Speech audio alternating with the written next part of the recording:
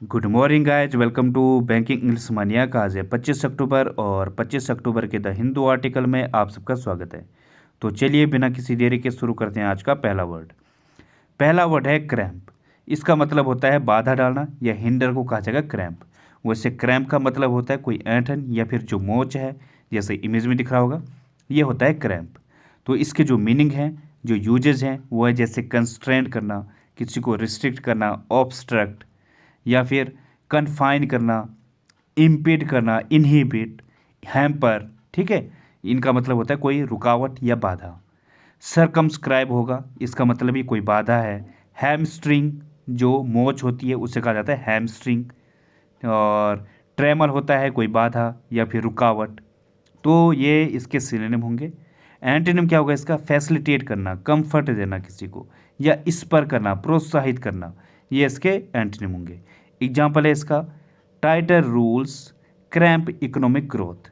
जो tight rules हैं वो इकोनॉमिक ग्रोथ में बाधा बनते हैं। ठीक है, तो ये होगा।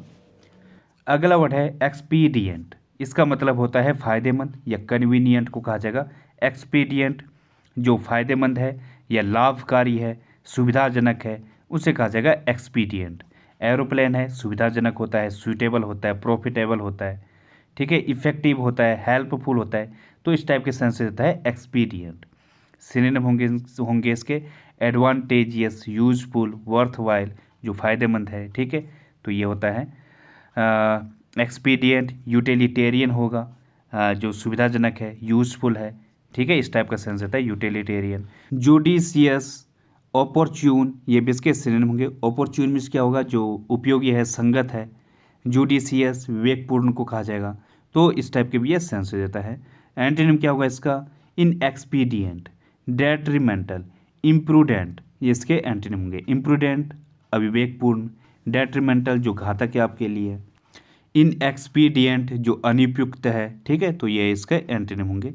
एग्जाम्पल है इसका, it might be expedient to keep this information to yourself. इस जानकारी को अपने तक रखना फायदेमंद होगा। ठीक है, तो ये होगा इसका एग्जाम्पल। तो गाइस अगला वर्ड है डिंजी। इसका मतलब होगा अंधकार में या फिर ग्लूमी को कहा जाएगा डिंजी। वैसे ग्लूमी का मतलब क्या होता है? अंधकार में भी होता है, और दूसरा मतलब निराशाजनक। तो निराशाजनक का भी ये सेंस देगा डिंजी, जो अंधकार में है। और एक और मीनिंग देता है जो गंदा है, डर्टी है, सैबी है।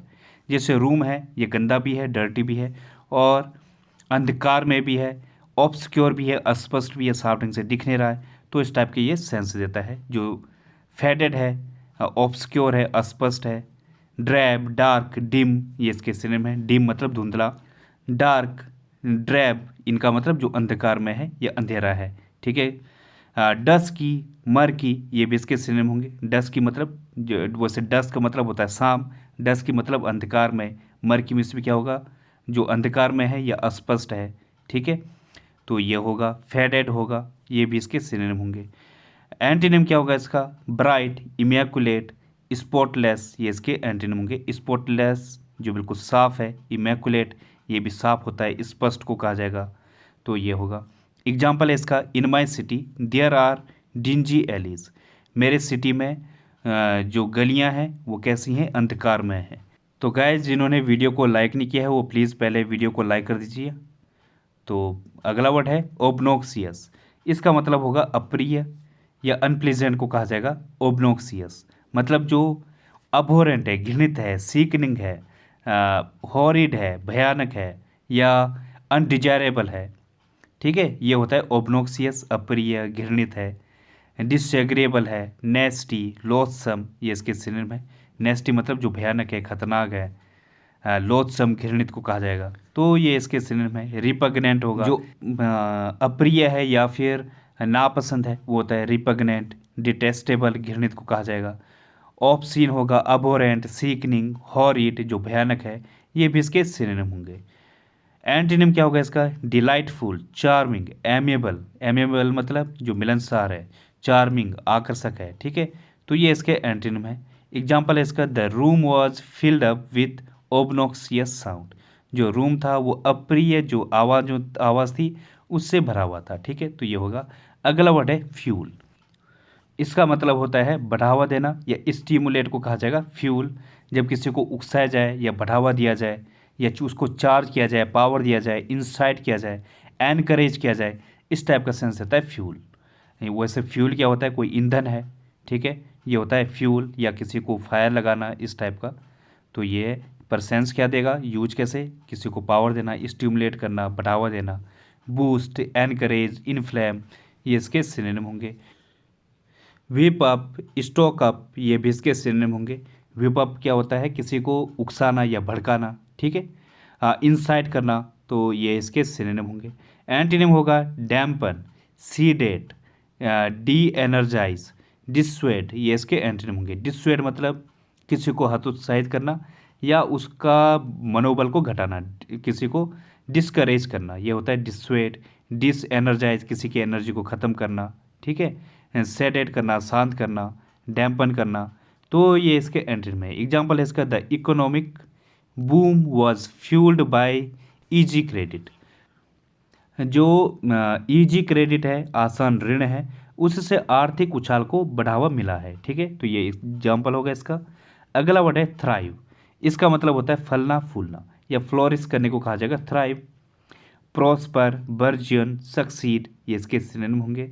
जब किसी चीज़ में क्या हो, बढ़ोतरी हो रही हो, फल फूल रहा हो, अच्छे ढंग से नॉरिश हो रहा हो, ये होता है थ्राइव। बूम, ब्लूम, ये भी इसके सिनोनिम होंगे, इनका मतलब ही फलना फूलना। वैक्स, वैसे इसका मतलब मोम भी होता है और दूसरा क्या है, फलना फूलना भी होता है, ठीक है, बढ़ावा देना, तो ये भी होता है। एंटीनिम क्या होगा इसका, decline, shrivel, wilt, wane, droop, languish, ये इसके एंटीनिम होंगे। श्रीवल मतलब कमज़ोर पड़ता हुआ या फिर सिकुड़ता हुआ, मुरझाना, ठीक, ये होता है श्रीवल। विल्ट भी मुरझाना होता है। वैन, कमज़ोर पड़ता हुआ। ड्रूप, लैंग्वेज, सेम सेंस देते हैं ये सारे सारे, ठीक है। एग्जाम्पल है इसका, today his company continues to thrive, आज भी उसकी कंपनी फल फूल रही है, ठीक है, तो ये इसका एग्जाम्पल होगा। तो गाइज अगला वर्ड है बैंक रोल्ड, इसका मतलब होगा सहायता देना या सपोर्ट करने को कहा जाएगा बैंक रोल्ड। वैसे ये ज़्यादातर यूज होता है जो आर्थिक सहायता होती है किसी की, ठीक है, ये होता है bankrolled. Subsidise, bolster, sponsor, ये भी इसके सिनोनिम होंगे।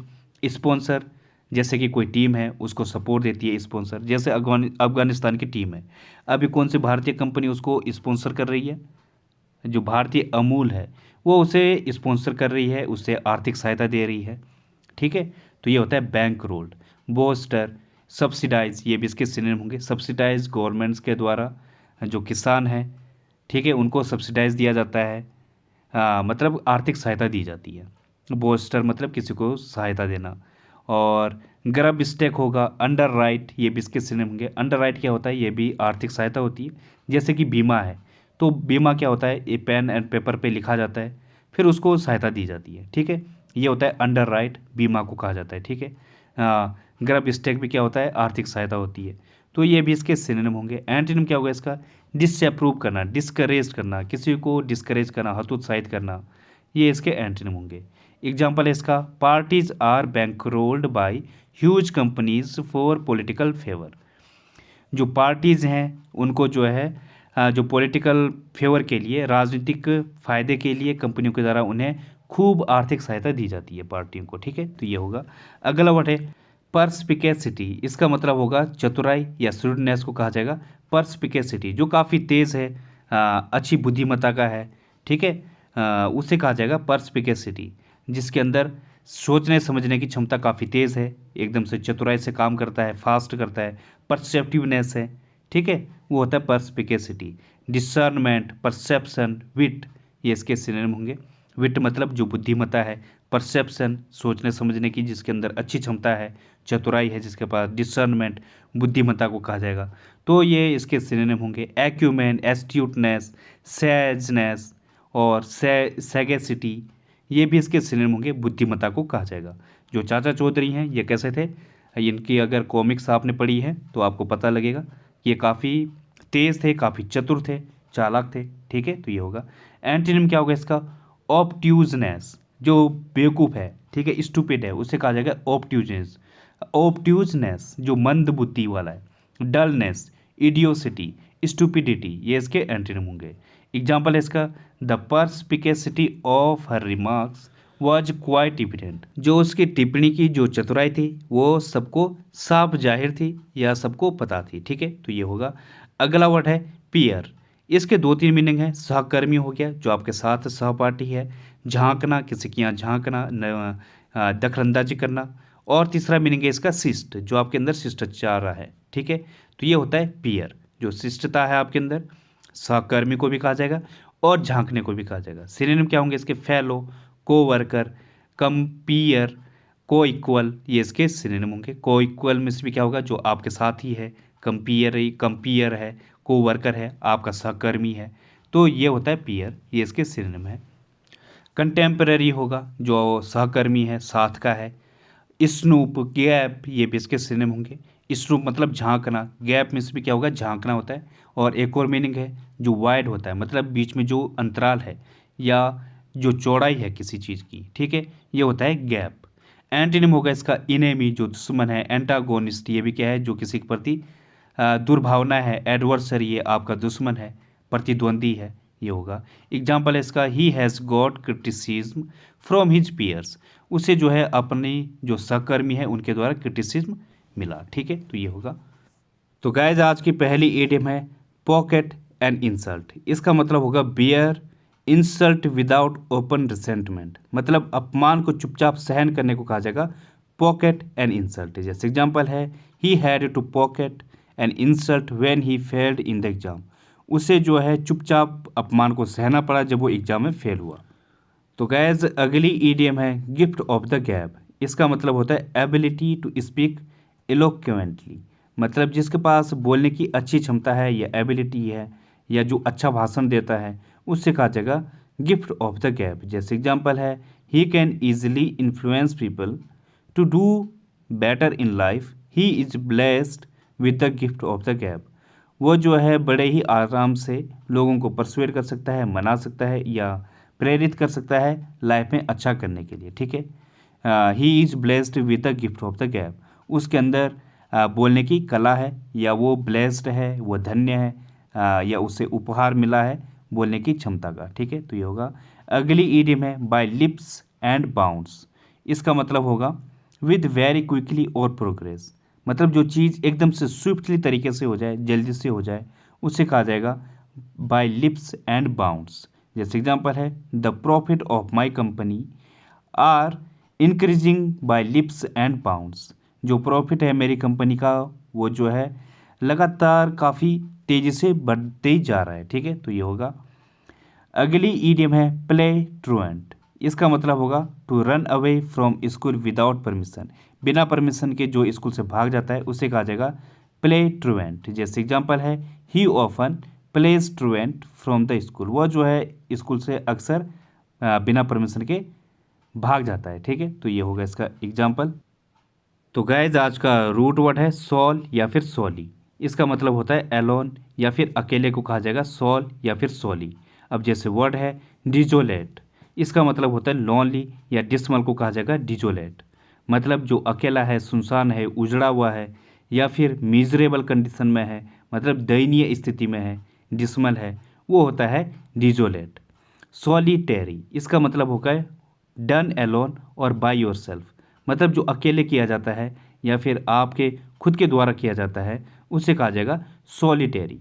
जैसे दिस वर्क इज सॉलिटेरी, यह जो है एक अकेले बंदे के द्वारा किया गया है। सोलो, इसका मतलब होता है a performance done by one person alone. आपने स्टेज के ऊपर देखा होगा सोलो परफॉर्मेंस होता है, मतलब एक ही बंदे के द्वारा परफॉर्मेंस किया जाता है, वो होता है सोलो। अगला वर्ड है सोलिलोकी। इसका मतलब होगा speech you make to yourself या फिर मोनोलॉग को कहा जाएगा सोलिलोकी, जो स्वभाषण होता है, मतलब अपने लिए या फिर एक speech by one person is called soliloquy. अगला वर्ड है सॉलिट्यूड। इसका मतलब होगा स्टेट ऑफ सोशल आइसोलेशन, मतलब एकाकीपन को कहा जाएगा सॉलिट्यूड। तो ये होगा आज का रूट वर्ड।